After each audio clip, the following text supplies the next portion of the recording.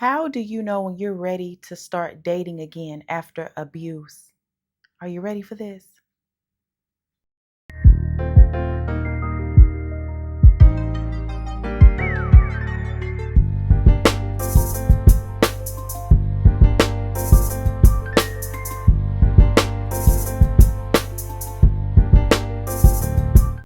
Hello, welcome back, Rising Phoenix. I have a good one for you today. We are talking about how to know you are ready to get back into the dating field. I'm giving you 7 signs, 7 indicators that you are ready to give dating a try again. And we're going to get deep on it. Let me know what you would add to the list. I'm giving a few of many things that we could be looking for to let us know that we are healthy enough to get back into dating. Like, share, comment, subscribe. Let's not delay. Number one, you start to feel safe again in your own mind and body. There's like a detachment that takes place after abuse, whether it's physical abuse, narcissistic abuse, manipulation, SA. There's a detachment that takes place where you can just be in disbelief. You don't feel like your body is your own. You don't feel like you have any control over yourself. This is feeling like you're starting to calm down a bit. You're starting to feel like you can trust your thoughts, trust your intuition, trust your mind, feel safe within yourself again. You're starting to feel like yourself again. And this doesn't mean that you're not going to have bad days, because as survivors of abuse, we know that this process is up and down. This is your baseline. This is most times than not. You feel safe. You feel safe in your own skin. You feel comfortable. You start to trust your own intuition. You feel like yourself again. Number two, you are able to establish boundaries with friends, family, coworkers without guilt. I'm talking about being able to recognize when you feel uncomfortable, when you feel like you need to speak up for yourself. Setting boundaries for friends and family without guilt, without long explanations, without giving them the chance to come in and manipulate your answer, without allowing you and guilt to take over. This is you being able to feel, you're still going to feel the fear, the anxiety, the worry of the rejection, but you do it anyway. And each time you do it, you build your strength, you build your muscle. And this is another way that you build trust with yourself. Three, this is a big one, and this is a complicated one because there are periods to where we are triggered in life and we're stressed in life, and in those times our trauma can sometimes get the best of us. We can be a little bit more sensitive with our triggers. So number three is you're able to tell your story or parts of your story without breaking down, without crumbling, without having a mental breakdown. And we all know that this happens. I've done it on the channel. I've done it on the channel at a time where I was vulnerable and feeling sensitive. So let's not beat yourself up. This is once again your baseline most of the time. You being able to tell your story without putting yourself back into victimhood, without shrinking again, without having panic attacks and crying profusely. I'm telling you, it happens to us. It happens to us. If you are at a point to where this is happening more and more and more, and you're having a hard time calming yourself down, you're not ready. You're not ready to date. I really believe that a lot of us are getting back into the dating field too soon. And then a lot of us are having sex and sleeping with these men too soon, not even understanding the trauma, the soul tie, the bond, how the other person sexually affected your aura. Let's get into it. What number are we on? Let's see. Let's see what my note. Number four. This is a big one, and this is so sweet when it happens. Your joy is coming back, even in the small moments. I'm talking about the small things. I'm talking about seeing a cardinal at your window and you just feel thankful for that moment. You're able to sit in peace with it. Being happy and feeling gratitude for the small things. This is having a more hopeful outlook. This is you looking like, this is you feeling like you have more possibilities. And this is a point to where you are crawling out of depression a lot of times and reconnecting with yourself and feeling joy, feeling again and not feeling numb, because numbness is such a part of everyday life as survivors. Unfortunately, a lot of people really don't understand the daily challenges that we face while dealing with the everyday challenges of life, and it really can put us into overload and make us shut down. So when you can find your joy again, when you can feel and get out of that being numb, not caring, apathetic, that's something that we have to nurture and know that when we're feeling like that, more often than not, we are getting healthy. We are at a healthier mind state.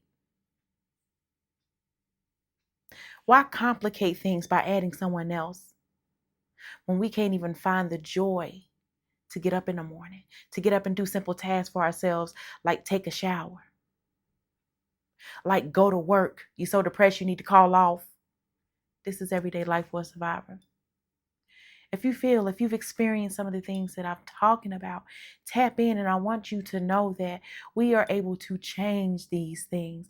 We are able to heal, and we do so on our own terms. And when we take our time with ourselves, everything that we ever wanted comes to us when we make ourselves the priority. Next one, because I'll go off on a tangent, honey. You know me. Number five. Number five.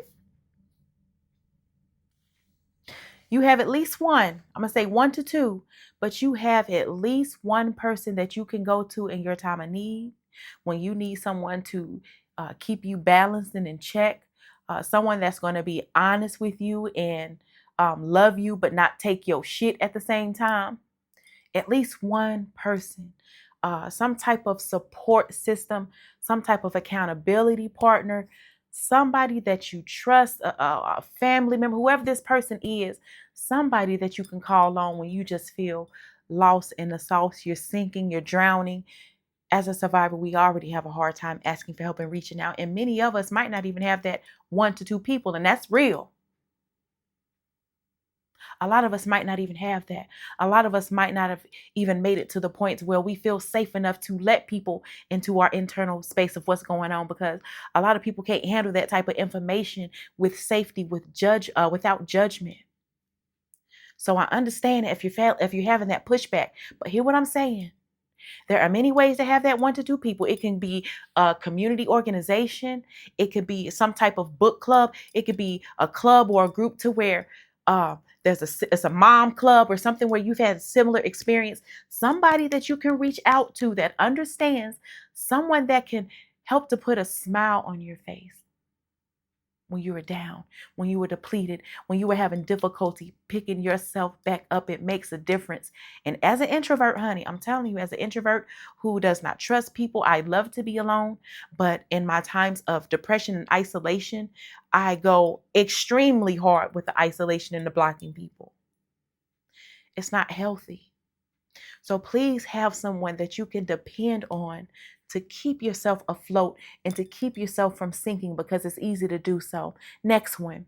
When you feel like you're ready to date, when you're desiring connection, you're coming from a place of, I choose this. I choose this person. I choose this certain set of qualities. I choose this because I like the way that I'm treated. I feel respected. Not, I'm here because I need this. I need this to fix me. I'm thirsty for it. I need this badly. When you come from uh, energy from you choose, you have the power. You know that you can pick and choose to deal with the things that you want to. Pick and choose who you give your time and energy to. You don't have to just take the first thing. A lot of women have this mindset, and the patriarchy has a big thing to do with it.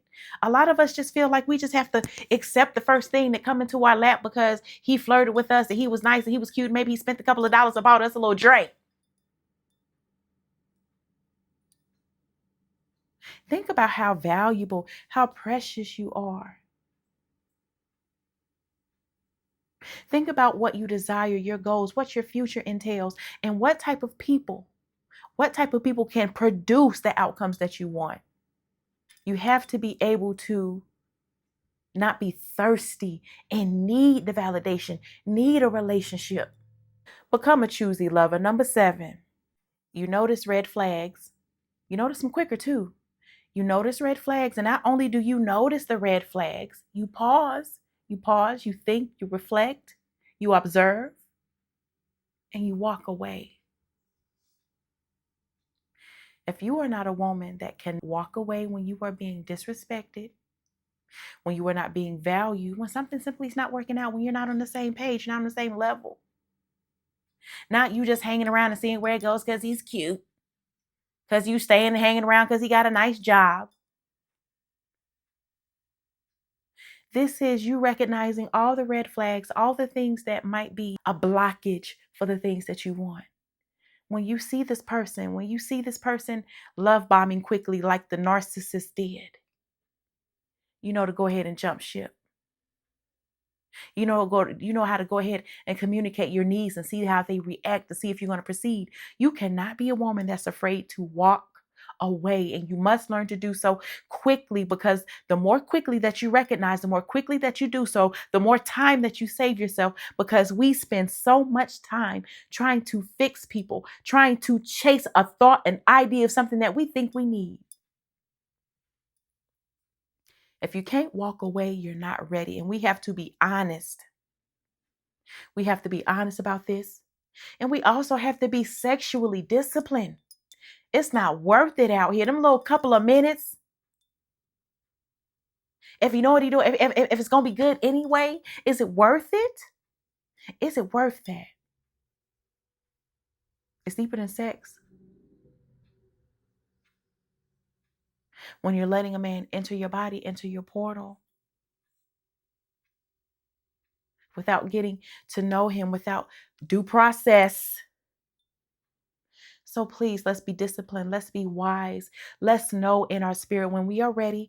And last, certainly not least, I want to say that this happens for us in our own time. This might be 6 months for somebody. This might be a year for somebody. This might be 2 to 5 years for somebody. A week, a month later. Unacceptable, ladies. Unacceptable, lady, of self-love, of dignity, worth, priceless. So don't beat yourself up for the amount of time. Don't rush yourself. Allow yourself the time to go through this process. And know that sometimes, as a survivor of abuse, our emotions fluctuate. Once again, like when we are stressed, when there are more triggers in our lives, once again, we could become more susceptible to having those